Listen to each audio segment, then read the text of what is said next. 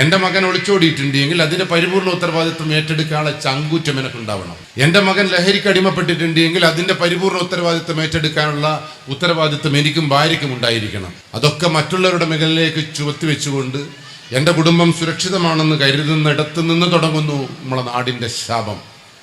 അതുകൊണ്ട് ഒന്നിച്ചിരിക്കാനുള്ള അവസരങ്ങൾ നിങ്ങൾ ചൂഷണം ചെയ്യണം. അടുത്ത വീട്ടിൽ ആരാന്നൊന്നും നോക്കാമെന്നൊന്നും ഇരിക്കണ്ട. ഇനിയൊരു കാര്യമൊന്നുമില്ല. അടുത്ത വീട്ടിലുള്ളവരും കൂടി ഉണ്ടെങ്കിൽ മാത്രമേ നിങ്ങളുടെ ജീവിതം മുന്നോട്ട് പോവുള്ളൂ. പക്ഷെ എന്നിട്ടും നിങ്ങളുടെ മുഖത്തൊന്നും ഒരു വിഷമവും കാണുന്നില്ല. കാരണം എന്താ അറിയോ, നിങ്ങൾ പത്രം വായിക്കാത്തതുകൊണ്ടാണ്. നിങ്ങളെ ഈ കേരളത്തിലെ ലഹരിയെ കുറിച്ചിട്ടുള്ള അവസ്ഥ നിങ്ങൾക്ക് അറിഞ്ഞുകൂടാത്തതുകൊണ്ടാണ്. കഴിഞ്ഞ ദിവസം ഞാൻ കോഴിക്കോട് ജില്ലയിൽ തൊട്ടിൽപ്പാലത്തിനടുത്ത് ഒരു എല്ലാ സാംസ്കാരിക സംഘടനകളെയും ചേർത്ത് പിടിച്ചുകൊണ്ട് ലഹരിക്കെതിരെ ഒരു പോരാട്ടം നടത്തിയിരുന്നു.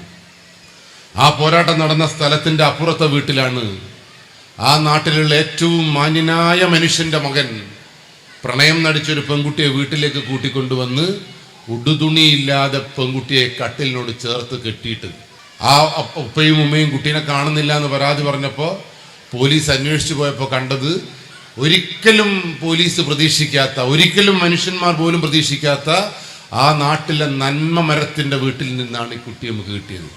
ആ കുട്ടിയുടെ അടുത്ത് നിന്ന് 5 ഗ്രാം MDMA കിട്ടി. MDMA എന്ന് പറഞ്ഞാൽ ഞങ്ങൾ ഞെട്ടൊന്നും വേണ്ട. MD, MBA, MBBS പോലത്തെ സാധനവും നല്ലത്.